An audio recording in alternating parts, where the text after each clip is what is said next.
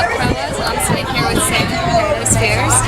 So, let's get I'm Sam from Paradise Fears, and I'm sitting here with Haley from Turning On Promos. Well, where did the name Paradise Fears come from? We came up with the name Paradise Fears Turtle. It's an idea I had when I was a sophomore in high school, from choir class. There was like a t-shirt. Cole was wearing something, I don't really know anything about it. I don't know why I had that idea, but I did. And then we were like, wow, that's a really lame band name. Nobody's gonna like that band name. So instead we dropped the turtle, made Paradise Fears, and the name is stuck since then. And how did you guys all meet and form Paradise Fears? We all went to high school together. So we started doing like brand new Taking Back Sunday covers, and from there it evolved into writing original music. And you recently re-released your song Sanctuary with a speech. Yeah, What was the inspiration behind re-releasing it with a speech?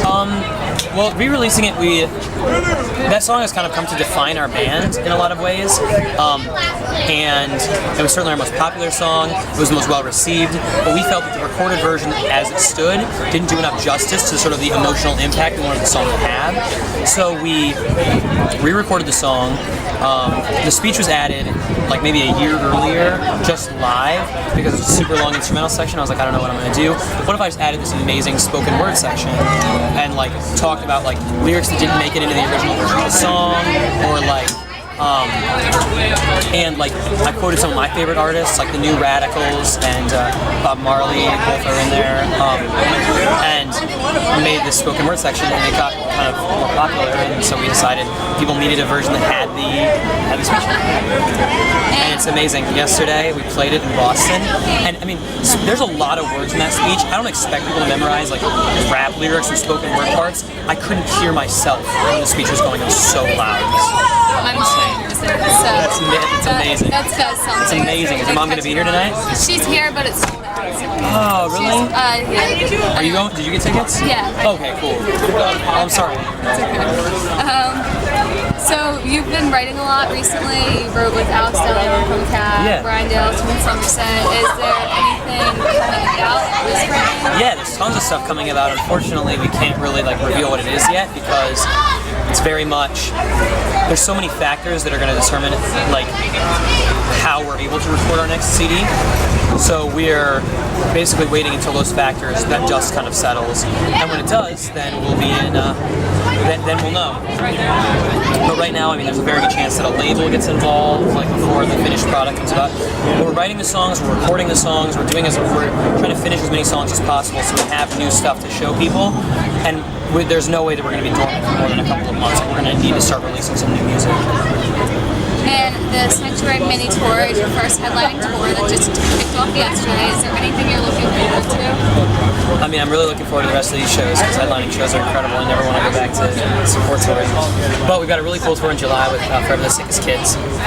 That one very much looking forward to. And then beyond that, I mean, there's some pretty cool other stuff lined up for us that I can't really talk about. But And tonight's show sold out. How does that feel? It's wild. It's wild. It's crazy. Sold out shows are like so beyond even my concept of imagination. Like I never would have in a million years dreamed that these shows were going to sell out, and now like have more. So.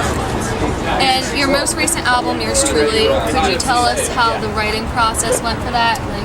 I mean, we all wrote very independently of each other primarily. Then we'd come to the band, we kind of all work on our own individual parts. I did a lot of lyrics, Mike would rewrite the piano, and then the songs we kind of developed from there. And then a ton of development happened in the studio working with the producer and the producers that we worked with on the album. And you guys have good covers, like Call Me Maybe, Payphone. Thank you. How do you guys pick which songs you cover, and how do you pick the arrangement? I'll be honest, it's a very calculated process in terms of less what songs we want to cover and more what songs we think are going to generate the most traffic, because as a band we strive to kind of stay relevant, and everybody's talking about Payphone, everybody's talking about Call Me Maybe, so we wanted to make sure that we were included in that discussion. So we're always looking for songs. It's actually, we have kind of a system and some industry contacts that help us out figuring out what songs basically are going to radio, what songs are going to be all over the place, and we cover those songs. Payphone, we knew that song was going to be huge from the minute we heard it when he played it on The Voice, so the night that he played it on The Voice, we went in and recorded a cover of the song. And where do you guys see yourself musically? Oh, I have no idea. I don't remember. No, I see myself musically in a year. I am kind of, this is my new go-to quote. I don't think, I'm trying not to box this into a genre too much, because a lot of our music right now is very all-time low, very Mayday Parade, very much like, kind of, because that's what we wanted to sound like. We're trying less and less on this album to, like, less and less say, we let's sound like this band, let's sound like this band, and more to say, like, we think that's awesome, we think that's awesome, let's put that in this song. And what's created is this, like, amazing, like, mesh of, like,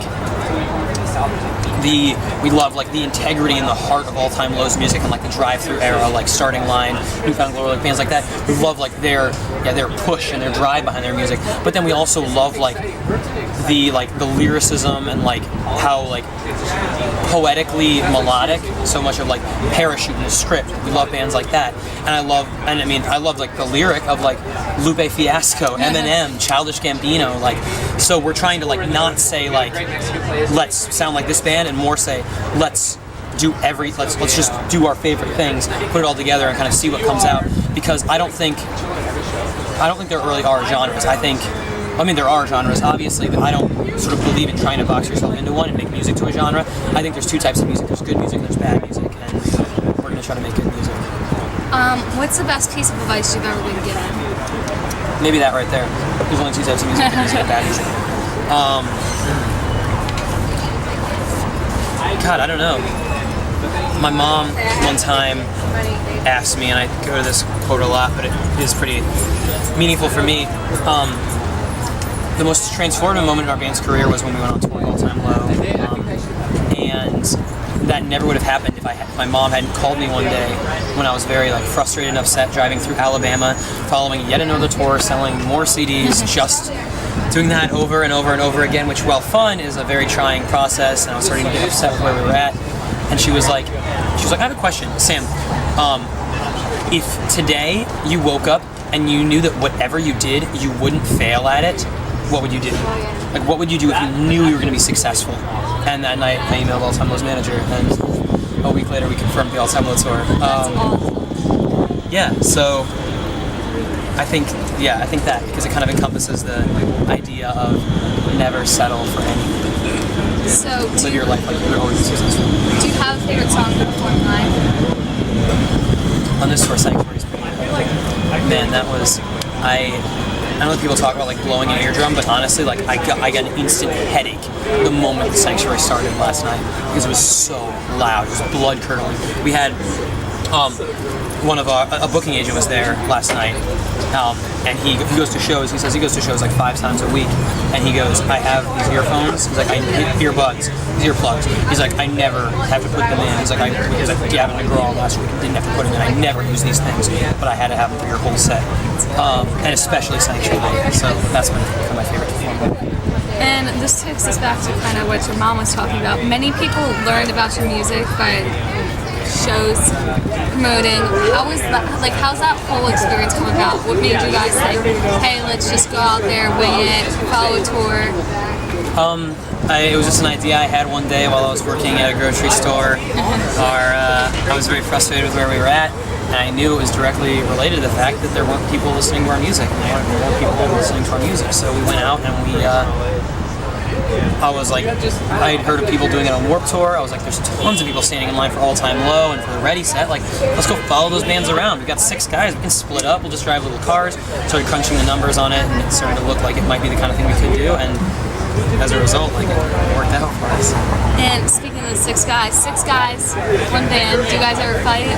I mean, yeah, we get asked that question all the time, and we do, but 6 guys allows like the potential to like diffuse conflict. Like if one person's upset with somebody else, they just talk to somebody else within there, and everybody's kind of got their little niches within the band. It's like having a whole high school and just one band.